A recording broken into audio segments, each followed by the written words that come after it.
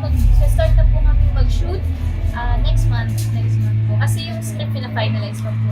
Next month na ang shoot. Jillian Ward may bagong project, fans umaasang si Eman Bacosa ang makakasama niya. Mas lalong na-excite ang fans ni Jillian Ward matapos niyang kumpirmahin na magsisimula na ang shooting ng kanyang bagong project sa susunod na buwan.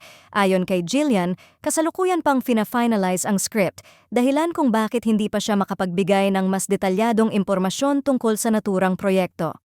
Mag-start na po kaming mag-shoot next month kasi yung script fina-finalize pa po, ani Jillian, na agad namang nagpaangat ng anticipation ng kanyang supporters. Para sa marami, malinaw na isang malaking project ito na pinaghandaan ng mabuti ng kanyang team. Kasabay ng anunsyong ito, mabilis ding umingay ang panawagan ng fans na sana raw ay si Eman Bacosa na ang maging leading man ni Jillian sa bagong proyektong ito. Sa social media, kaliwat kanan ang komento ng netizens na humihiling na muling magsama ang dalawa, lalo na't kapansin-pansin ang natural nilang chemistry at closeness sa mga nakaraang pagkakataon.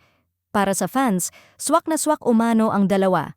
Hindi lamang sa harap ng kamera, kundi pati na rin sa personal na dynamics na nakikita nila sa interviews at behind-the-scenes moments. Kaya naman marami ang umaasang sa susunod na taon ay opisyal nang magsasama sina Jillian at Eman sa isang major project. Gayunpaman, wala pang kumpirmasyon mula sa kampo ni Jillian kung sino ang makakasama niya sa proyekto. Nanatiling tahimik din si Eman Bacosa ukol sa posibilidad na ito. Sa kabila nito, hindi mapigilan ng fans ang kanilang excitement at patuloy na pag-asa na matutupad ang kanilang hinihiling. Sa ngayon, malinaw na nakatuon si Jillian Ward sa kanyang trabaho at sa pagbibigay ng dekalidad na proyekto sa kanyang mga taga-suporta.